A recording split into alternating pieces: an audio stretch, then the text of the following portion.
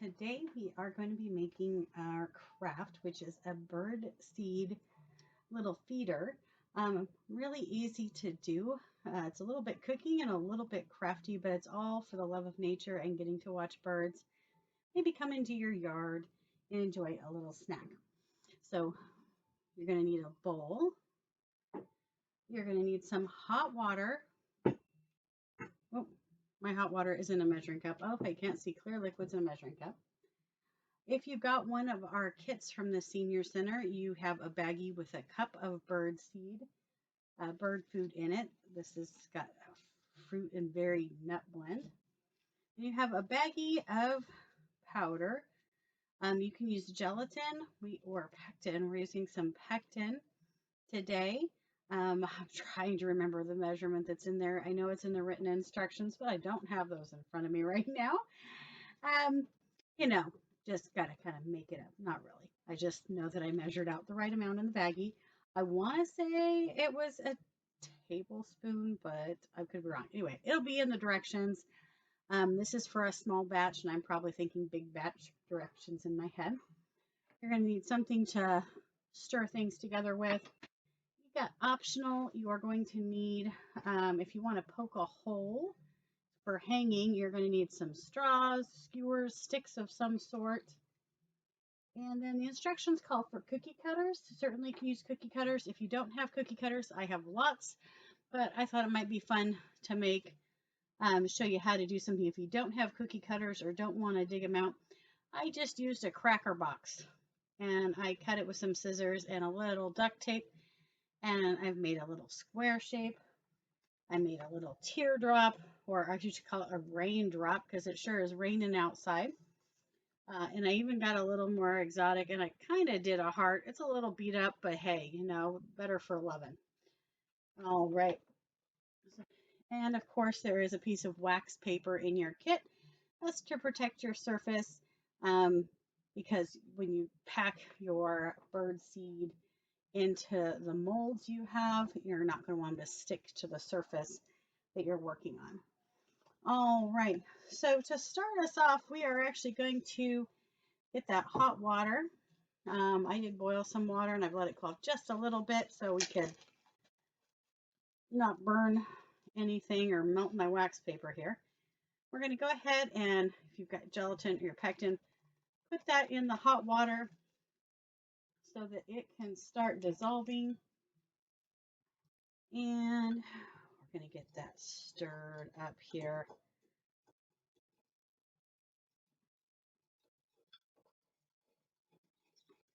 Give it a good stir. Hopefully you moved a little faster than I did so you don't have chunks.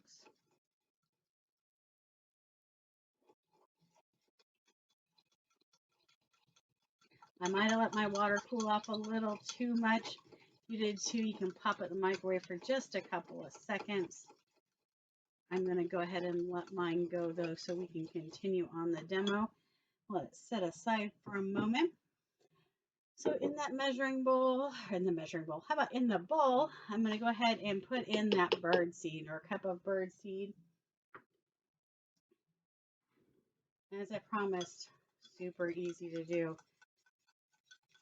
Take that mixture and pour it right into the bird seed. And then you're just going to mix it together. Kind of like some kind of very healthy porridge. Haha.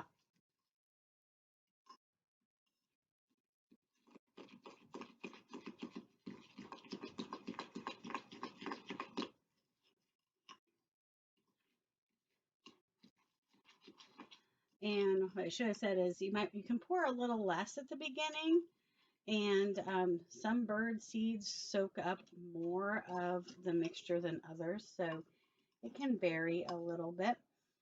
If you have a big bag of bird seed, you can always add some more bird seed in if it seems really runny. I might do that.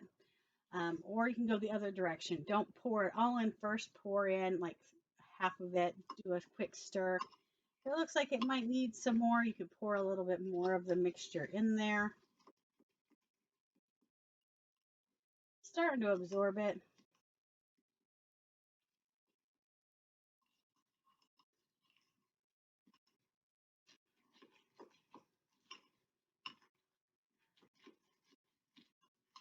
There you go. So you can let it sit for a minute, let it soak up, soak up, soak up. All right, now that it's kind of mostly got the liquid absorbed into it, I'm going to put our seed off to the side just a little bit. I'm going to bring out those molds that I made up. There we go.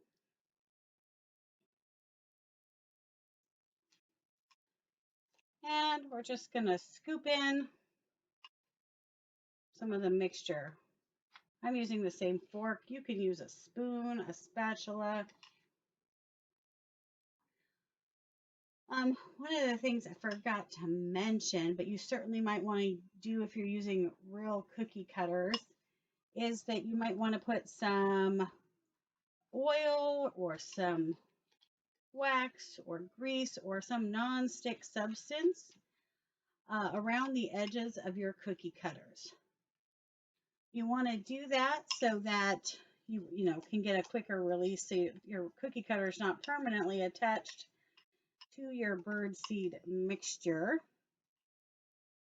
Since my cracker box has a waxy covering on it, I'm using that. You can certainly add something to whatever you're using, be it a box like I am, or whatever your little heart's desire. Now your thickness, you're going to get, you can do about 3 small cookie cutters, or I made such big shapes, I probably could have stuck and just done 2. This little rectangle is going to be a little on the thin side. But you can see I'm just kind of packing down the bird seed into the shapes. What I might do is hijack a little from the heart here and put it over there. I got a little excited with this heart, making it super, super thick. And of course, some of the best tools at your disposal are your fingers. So don't hesitate getting down and dirty with your fingers. After you have everything pushed in nicely, if you want to put a string through a piece of twine so you can hang these in a tree, you take your straw, and wherever you consider the top, you're going to want to make sure you're at least an inch, inch and a half from the top, and just poke the straw down in there, kind of like that. And I just kind of wiggle it around a little bit, make sure I poked all the way through to the bottom.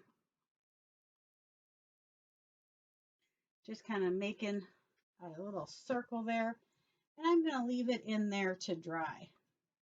And my heart, I'm actually going to hang my heart on an edge. So, haha. There we go. Get down to the bottom.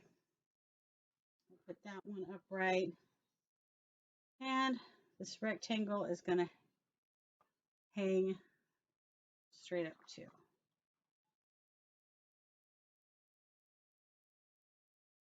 There we go. Oh, my rectangle, I put the wrong side down. So I got a rough side down. So I got a little leakage, but that's okay. Most of it got contained. All right, so you're going to let them sit there and dry. You're going to want them to dry probably at least overnight if you can, until they're solid to the touch.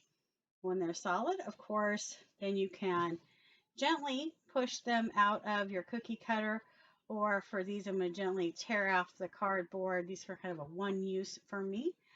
A tip or trick when you are pushing away, don't just push one part. So if I had this heart and had it upright, I'd push both in the lumps of the heart first and kind of gently push evenly all the way around. Just kind of slowly work it out. That way, especially if you got really delicate, intricate cookie cutters, I know there's some really fabulous cookie cutters out there.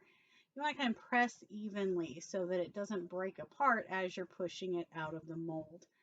Um, and then once you get it all done, of course, you got to wash the cookie cutter and it'll wash up just fine.